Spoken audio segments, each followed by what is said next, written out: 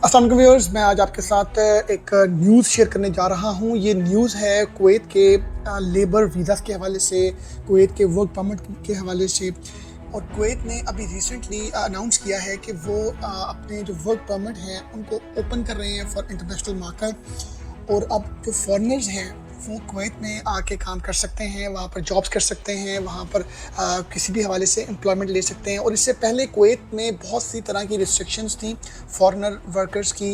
जो foreigner employment थी उन्होंने उस पर बहुत सी तरह के बैन्स रखे हुए थे, बैन्स लगाए हुए थे, जिसकी वजह से इंटरनेशनल जो एक लेबर मार्केट है उसके लिए काम करना कुवैत में बहुत मुश्किल था, क्योंकि बहुत स्पेसिफिक टाइम के लिए, एक लिमिटेड टाइम के लिए वर्क परमिट ओपन होता था कुवैत में।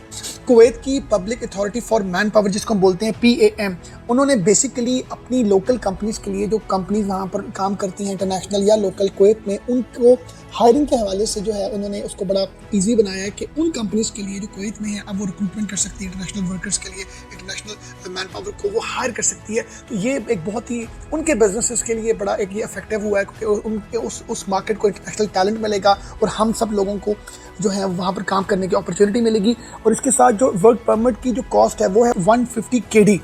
अगर हम पुराने सिस्टम की बात करें, ओल्ड वर्सेस न्यू सिस्टम, जो पहले उनकी हायरिंग थी और जो उनकी अब प्रेजेंट जो उन्होंने रूल्स बनाए हैं, उसमें क्या था कि कंपनीज बेसिकली 3 ग्रुप्स में डिवाइड थी।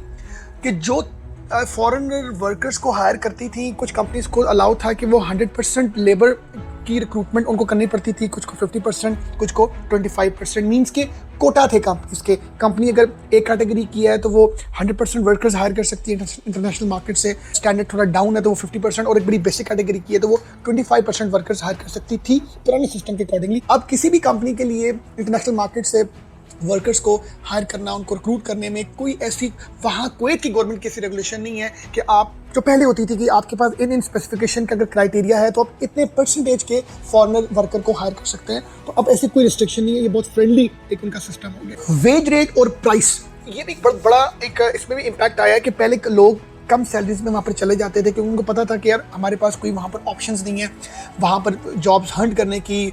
और कंपनी को भी पता होता था कि ये जो एम्प्लॉई है इसको हम जितने भी देंगे, ये तो इसकी इतना वो इस पर इतनी तरह की रिस्ट्रिक्शंस है कि ये हमें ना छोड़ सकता है ना वापस जा सकता है। वापस जाएगा तो ये फिर वापस दोबारा हमारी कंपनी में नहीं आ सकेगा। अब क्योंकि ये चीज़ इतनी ज़्यादा एक फ्रेंडली हो गई है, तो जिसकी वजह से लोग अब बेहतर सैलरी में नेगोशिएशन करने की पोजीशन में आ गए हैं। मतलब अगर किसी बंदे को कोई जॉब ऑफर हुई है कुवैत में तो अब वो नेगोशिएशन कर सकते हैं, क्योंकि कुवैत कंपनी को भी पता लग गया यार कि ये बंदा हमारे पास आके कुवैत भी सर्च कर सकता है जॉब को with the consent of company, और या वो वापस आके दोबारा भी जॉब सर्च कर सकते हैं, जैसे कि यूएई में है, सऊदीया में है।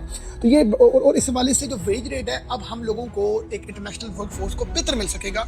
इसके साथ अगर मैं बात करूं फी स्ट्रक्चर की, तो उनका जो इनिशियल वर्क परमिट है वो है 150 KD का। इसमें एक बात याद रखिएगा कि आप जब किसी कंपनी को ज्वाइन करते हैं कुवैत में, तो आप कभी भी उसको छोड़ना चाहें तो आपको कंपनी से NOC चाहिए होगा। This is really very important. तो आप जरा अपनी जो भी क्लोजिंग करनी है वो आप जरा बेहतर करें।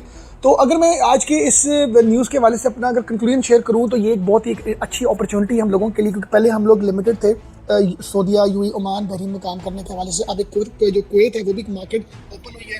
कुवैत की करेंसी बड़ी स्ट्रॉन्ग है, और अब क्योंकि वहाँ पर एक बहुत बूम होगा हायरिंग का, और इस वजह से जिस बंदे को बाकी GCC में अपॉर्चुनिटी नहीं मिल पा रही, तो अब कुवैत में अपॉर्चुनिटी मिलना बड़ा आसान हो जाएगा। तो आप कभी भी अब कोशिश करें इंटरनेशनल मूव करने के हवाले से, तो आप वहाँ की जो कंपनीज हैं, रिक्रूटमेंट फर्म्स हैं, वहाँ की HR फर्म्स हैं, वहाँ की जो जनरल कंपनीज हैं, उनको आप अप्रोच करें, ईमेल्स करें उनसे, उन्हें अपना CV शेयर करें, क्योंकि उस मार्केट को अब आप लोगों की ज़रूरत इस वजह से है क्योंकि उस मार्केट में बहुत सी तरह की लिमिटेशंस थी, बैन थे, रिस्ट्रिक्शंस थी, जिसकी वजह से वो भी हायरिंग करने में उनको भी बड़ी प्रॉब्लम का सामना करना पड़ता था। बाकी बस आप ये बात ध्यान रखिएगा कि 150 KD उनका जो है वर्क परमिट की कॉस्ट है।